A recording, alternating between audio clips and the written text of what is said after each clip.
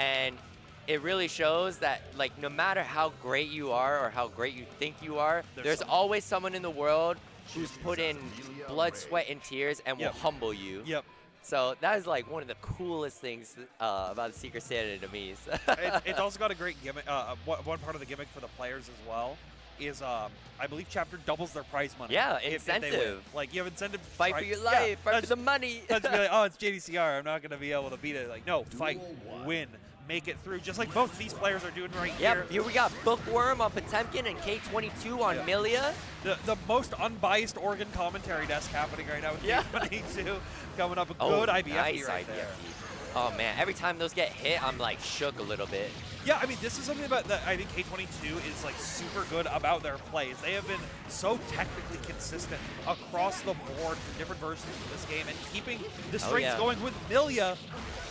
Even last year when K20T00 made his appearance at bonus round, he made his name known. I remember it was like, who's this K20T00 kid? And then it's, oh God, you're winning every event. Yeah. What are you doing? They're trying to repeat that right now with a quick and clean first round against dominating fashion.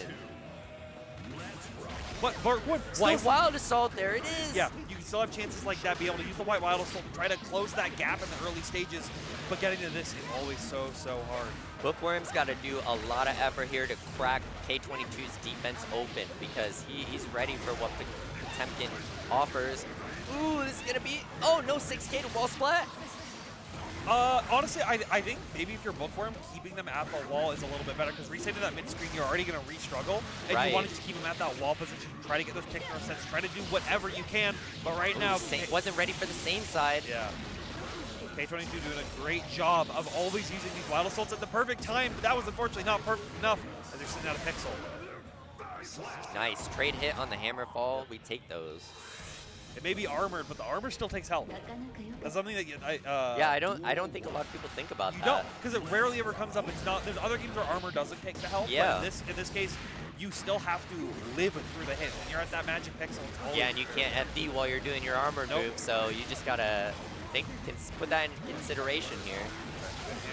Nice. Hammerfall RC. Garuda pulling up. Hammerfall break. White Wild Assault keeping the pressure. One thing I love about Cloud's White Wild Assault is actually him being so large, it hits them up even if they fuzzy jump. There are a couple characters that don't get that if their White Wild Assault comes out. And K20 using their Wild Assault so well right here to keep the mix-up game going. Nice. Septum gonna catch it. Oh no, setting up a new disc. YRC, great job. Mitigating the setup. There we go. Oh, mash on the Wild Assault. Yeah, and just RC, get the extension as much as you can. One more mix, and you weren't ready to block high. Probably expecting a turbo fall there. The Millia mix is just really potent and hard to deal with. Good throw right there. Now implementing even the strike throw into their own mix game. It's so much that you have to be worrying about, especially with Bookworm being very cautious right now with with Pot not having all the defensive tools that you can really use. Ooh, great job baiting that. We get the slumps and keeping him in the corner. Look at this disgusting mix from K20T00. Absolutely godlike. Not gonna kill on it though. I need a shower. Woo! That was crazy. Jumping over the White Wild Assault and finishing the perfect with a falling JH. Get me a loofah, shampoo. God, we all got mixed on that. Some soap that was disgusting. Woo, I feel filthy right now. All right, K2 keeping the aggression here on Bookworm. He's kind of speed running this match. I mean, that's what you have to do, because if the Million player, you allow Bookworm to get those big tempo nice swings, backdash pop buster. You lead into situations like this. That's half your health gone in one interaction for Bookworm. Yeah, Winger connecting right there, already bringing them all the way back to the corner, and the reset off the JH air dash confirm right there. It's gonna be a lot of damage. God dang, did you see how much that Garuda chunked? I was not expecting that. Tackle, pulling up on Millia in the corner. K2 fighting his way out. Yeah, and now one more mix, but it's basically a one-touch situation for either of these players, Getting caught with the low. K2 is gonna take that round. Match point? Yeah, K2 looking hot here. Tackle. Yeah. The budget ICPM not fully connecting right there. Gets a good disc set. And now Block City has started. But nice. Back Mega Fist. You know, somebody had. Woo! Got the Kara perfectly. Yeah. Beautiful reach. We haven't been seeing those mega fits come out from Bookworm right now, so I think leaving him for that last second and really making it work, trying to get out of some of those OP situations. Nice. Bookworm getting one on the board. Let's go. Yeah. Keeping the dream alive if they can right now. Good heat knuckle block.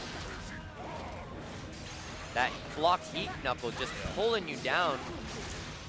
K2 knows the threat of a pot buster could be there. Backdashing and Fuzzy jumping out. Oh, hit or out of the landing recovery right after that slide head was able to connect right there. So not able to be guard crushed, and now able to keep the PRC mix going. Watch those ankles.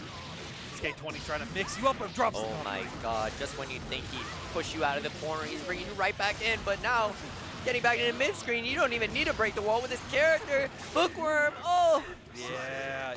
It's a tough situation. Like, K20 is so good at constantly mixing up those options.